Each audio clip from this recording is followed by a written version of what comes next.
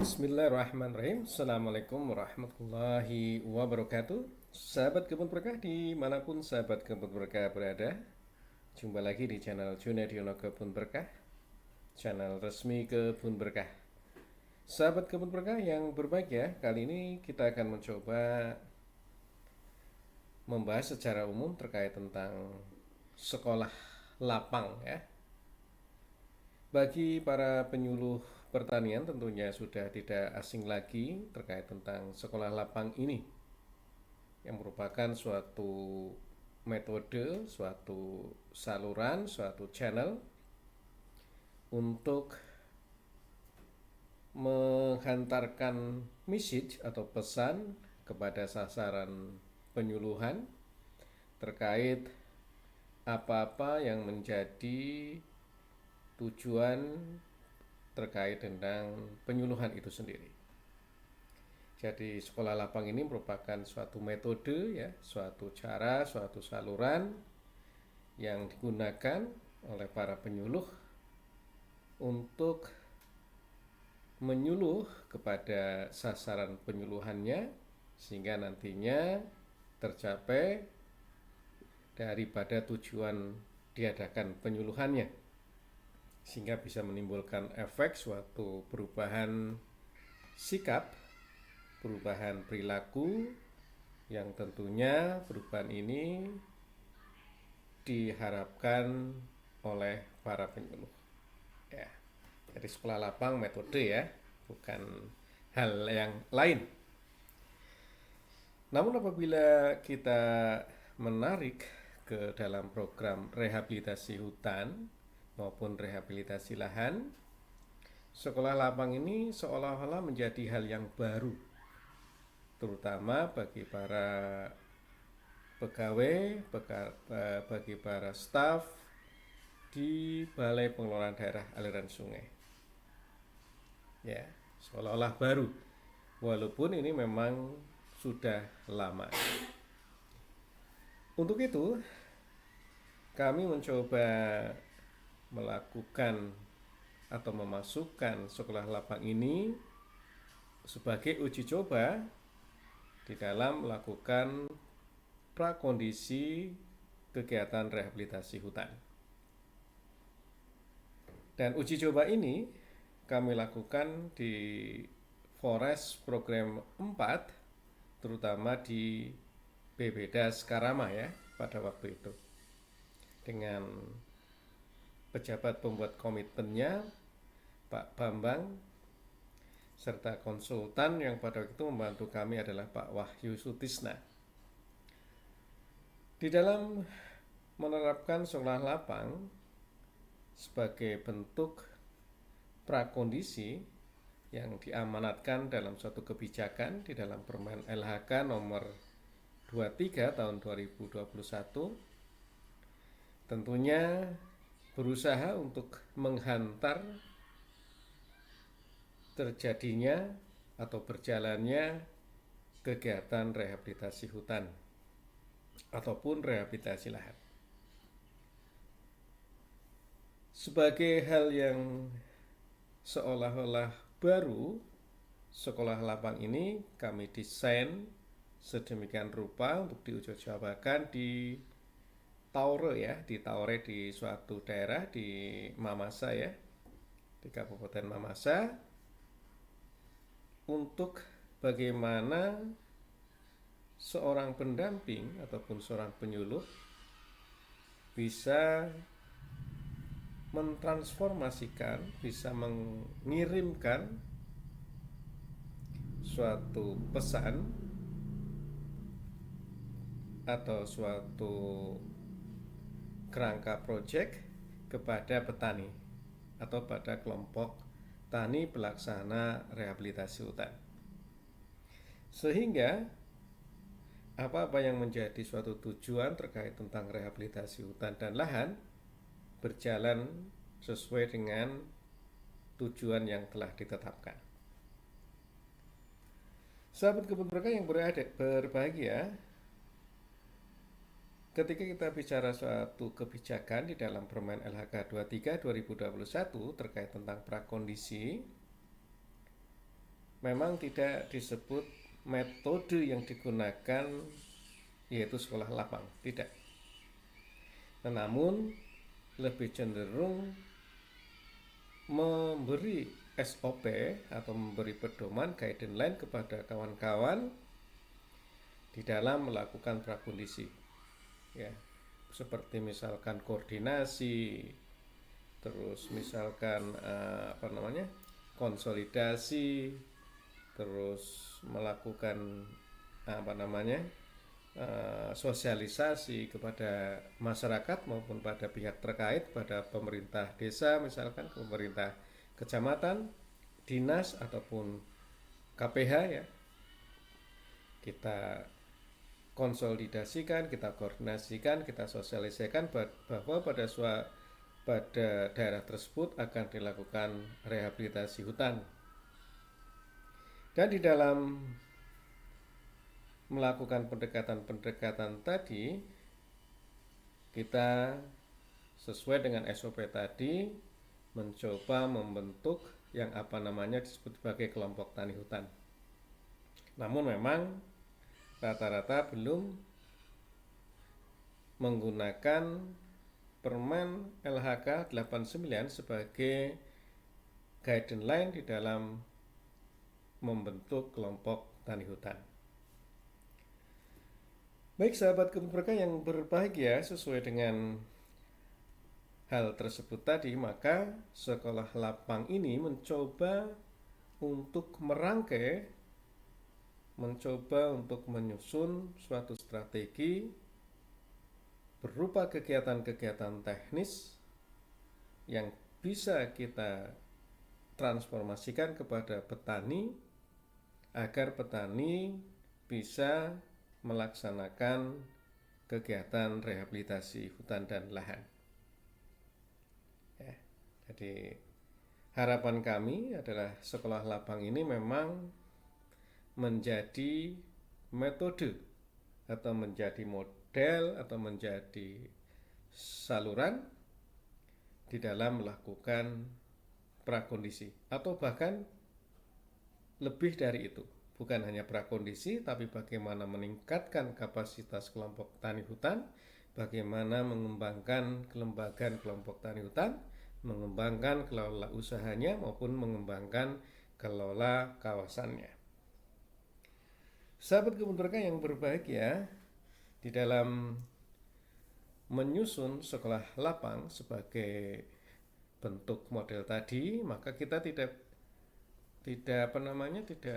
membayangkan bahwa sekolah lapang itu adalah bentuk bangunannya di lapangan, tidak. Sekolah lapang merupakan suatu mode, suatu sarana untuk mendekatkan seorang pendamping, seorang penyuluh kepada masyarakat atau petani. Ya, tempatnya pasti ada di lokasi petani tadi. Ya, mentang-mentang sekolah lapang harus ada bangunan, tidak. Bisa di gubuk, bisa mungkin di sawah, ya, di mana interaksi penyuluh di dalam melakukan penyuluhan kepada petani tidak memerlukan tempat khusus. Dan di dalam melakukan pembekalan dalam penyuluhan, metode yang digunakan juga metode orang dewasa, ya. Jadi berdiskusi, saling tukar pikiran, tidak mutlak penyuluh yang memiliki peran utama, tidak. Tetapi petani pun bisa melakukan sebagai penyuluh, ya. Modelnya itu seperti itu. Di dalam melakukan sekolah lapang ini agar bisa menghantarkan pelaksana RHL, maka tentu kita menyusun sebuah materi yang memang dipandang perlu untuk bisa mendukung pencapaian tadi. Yang pertama, materi yang dikembangkan salah satunya adalah materi-materi teknis, ya sahabat Kebun Berkah. Untuk materi-materi non teknis, alhamdulillah sudah ada bukunya, ya, nanti bisa dilihat. Yang akan saya sampaikan di sini adalah materi-materi yang bersifat teknis. Untuk materi-materi teknis yang ada di sekolah lapang atau seperti adalah penyusunan lokus ya di dalam rancangan ya. Jadi di dalam penyusunan rancangan di SL ini menggunakan perencanaan partisipasi penggunaan lahan atau lebih dikenal dengan nama PLUP ya, partisipasi land use planning. Ya. Jadi di sini seorang penyuluh menerangkan kepada petani-petani tadi yang sebagai penggarap misalkan untuk memetakan lokasi-lokasi yang digarapnya. Ini milik si A, ini milik si B, milik dan sebagainya. Dan di sini juga nanti ada diskusi, ada tukar pikiran untuk mengidentifikasikan permasalahan-permasalahan yang ada di seputar kawasan tadi. Apakah ada konflik tenurial, konflik lahan misalkan antar penggarap, ataukah ada permasalahan-permasalahan lain, maka di dalam penyusunan participatory land use planning ini akan bisa dideteksi ya, bisa diidentifikasikan. Ya, ini yang pertama. Terus yang kedua adalah materi-materi seputar pembentukan kelompok tani hutan. Materi-materi ini menggunakan atau berpedoman pada Permen LHK nomor 89 tentang pembentukan kelompok tani hutan, sehingga sinkron dengan apa-apa yang dilakukan oleh pusat penyuluhan kehutanan. Ya, tidak lagi ini berdiri sendiri dan sebagainya, tetapi menyekrup dengan kelompok tani hutan yang memang dibentuk sesuai dengan Permen LHK 89. Ini materinya. Di materinya tadi pembentukan kelompok tani hutan. Yang ketiga, di dalam prakondisi tadi juga mengenalkan bagaimana pentingnya ekosistem hutan ya, untuk memberi kesadaran terhadap petani-petani maupun keluarganya terkait tentang pentingnya hutan itu. Memang terkadang di dalam masyarakat itu sendiri, di sana sudah terdapat pengolahan lahan ya, menjadi pertanian katakanlah, jagung ataupun sebagainya. Untuk itu, agar bisa terjadi pertanian dalam artian yang berwawasan lingkungan, maka kita menggunakan suatu metode pola agroforestry. Maka di situ akan dijelaskan tentang agroforestry itu apa, tentang ekosistem agroforestry itu apa. Itu ya materi yang ketiga, tentang hutan, pentingnya hutan. Materi yang keempat adalah materi-materi terkait dengan hal-hal yang bersifat penyusunan rancangan ya. Kita beritahu karena di dalam melakukan kegiatan rehabilitasi hutan dan lahan, salah satunya adalah adanya rencana kegiatannya. Ya, jadi pada pada materi ini, materi yang keempat, tentunya akan berdiskusi ya, berdiskusi terkait tanamannya, terkait polanya, terkait bagaimana mengerjakannya nanti, dan sebagainya. Intinya adalah hal-hal yang berkaitan dengan rancangan kegiatan kita bahas atau kita latih. Terus yang kelima adalah materi-materi terkait tentang tekniknya ya, teknik di dalam melakukan rehabilitasi hutan. Misalnya yang termasuk di dalam materi ini adalah pembuatan pupuk misalkan.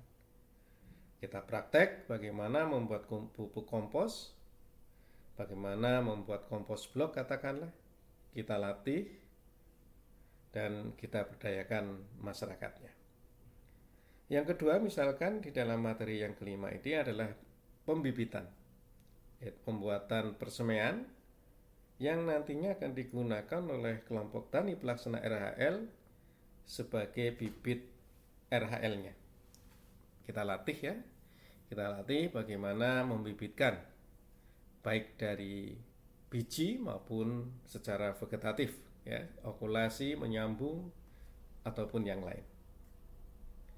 Materi yang ketiga yang termasuk di dalam materi teknis RHL langsung adalah misalkan materi bagaimana caranya membuat pestisida atau insektisida nabati ya. Kita sajikan, kita latih masyarakat di dalam membuat insektisida atau pestisida nabati tadi. Yang keempat, materi-materi berhubungan misalkan dengan bagaimana menanam yang baik. Menanam yang baik adalah menanam yang sesuai dengan SOP-nya. Bagaimana lubang tanamnya, bagaimana pola areal pada konturnya misalkan kita praktekkan. Ada juga bagaimana membuat terasiring katakanlah, bangunan-bangunan konservasi tanah dan air kita praktekkan dan kita ajarkan. Dan materi-materi lain ya yang berkaitan langsung dengan bagaimana melakukan rehabilitasi hutan dan lahan. Materi yang selanjutnya yang keenam adalah materi-materi terkait dengan administrasi ya. Karena kita tidak bisa lepas, karena uang ini adalah uang negara, tentunya harus dipertanggungjawabkan secara baik dan benar. Sehingga petani harus dilatih bagaimana melakukan pertanggungjawaban administrasi. Di samping pertanggungan administrasi juga dilatih terkait tentang administrasi kelembagaannya, kelembagaan kelompok taninya. Bagaimana bisa menguasai 16 buku ya misalkan yang harus ada di dalam kelompok tani. Kita latih dan kita coba agar kelompok tani yang sudah dibentuk ataupun baru mau dibentuk bisa tertib administrasi. Itulah terkait materi-materi yang disampaikan. Ada 6 yang bersifat teknis dan tentunya nanti ada materi-materi yang bersifat non teknis atau pendukungnya. Ini ada bukunya ya sahabat Kebun Berkah terkait tentang sekolah lapangan. Dan sekolah lapangan ini juga diharapkan selain sebagai pengantar atau prakondisi pelaksanaan rehabilitasi hutan dan lahan, juga diharapkan terjadi pada saat pelaksanaan rehabilitasi hutan, pada saat pemeliharaan, dan pada saat pasca pemeliharaan. Sehingga kegiatan rehabilitasi hutan tidak mandek atau berhenti pada saat sudah berakhir bantuan dari pemerintah. Jadi masyarakat terus bergulir, adanya pendampingan oleh penyuluh terus bergulir, sehingga tidak berhenti pada prakondisi saja. Di saat pelaksanaan bisa kita latih materi-materi yang berhubungan pada saat melaksanakan kegiatan RHL. Kita bekerja di lapangan bersama ya, bersama penyuluh ya. Ataupun sesudah pada saat pemeliharaan misalkan kita melatih bagaimana mengembangkan kelola usahanya, bagaimana mengembangkan kelola kawasannya, bagaimana mengembangkan kelola kelembagaannya. Ya, jadi terus menerus. Dan termasuk di dalamnya adalah marketingnya atau pemasarannya.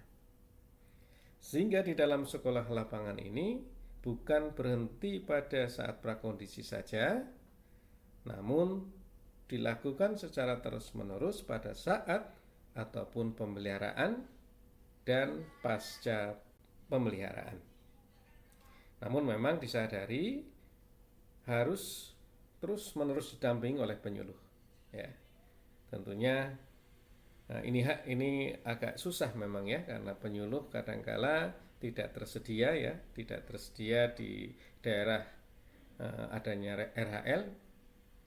Jadi hanya sebagai pendamping teknis saja dari kantor, sehingga ketika program RHL ini selesai, maka karena tidak berada di daerah atau wilayah kerjanya, maka setelah itu pergi. Dan ini terkadang memang terjadi, sahabat kebun berkah, sehingga tidak ada lagi bimbingan, tidak ada lagi penyuluhan setelah selesai pekerjaan. Untuk itu diharapkan sekali bahwa di dalam pelaksanaan sekolah lapang ini memang digerakkan oleh penyuluh yang minimal adalah wilayah kerjanya atau penduduk setempat. Ya, tentunya yang sudah menguasai bagaimana pelaksanaan rehabilitasi hutan dan lahan. Ini harapan kami agar apa? Agar bisa berkesinambungan di dalam pendampingan petani atau kelompok tani hutan pelaksana kegiatan rehabilitasi hutan. Sahabat kebun berkah yang berbahagia, dan sekolah lapang walaupun memang saya tadi katakan barang lama, tetapi di dalam pelaksanaan rehabilitasi hutan adalah seolah-olah baru ya, seolah-olah baru. Ya seolah-olah baru, apalagi generasi-generasi kita sekarang bisa jadi belum mengenal bagaimana sekolah lapang ini ada. Ya, mudah-mudahan metode sekolah lapang yang dirintis di Forest Program 4 ini dan mudah-mudahan bisa diterapkan di kegiatan rehabilitasi hutan dan lahan, dan menjadikan suatu kegiatan ini terus-menerus kontinu walaupun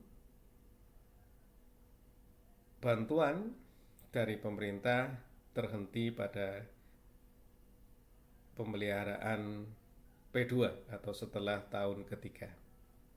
Namun kegiatan-kegiatan ini diharapkan terus menerus ya, tidak berhenti saat itu ya, saat P2 selesai maka selesai bimbingannya, selesai penyuluhannya, dan bisa jadi kelompok tani hutan yang dibentuk tadi untuk melaksanakan kegiatan rehabilitasi hutan dan lahan juga bubar karena tidak ada lagi yang membimbing, tidak ada lagi yang mendampingi, tidak ada lagi yang melakukan penyuluhan ya. Nah, mudah-mudahan dengan metode sekolah lapang, dengan penyuluh yang memang menjadi wilayah kerjanya, dengan kelompok tani hutan yang terregistrasi, menjadi lebih baik lagi kegiatan rehabilitasi hutan dan lahan.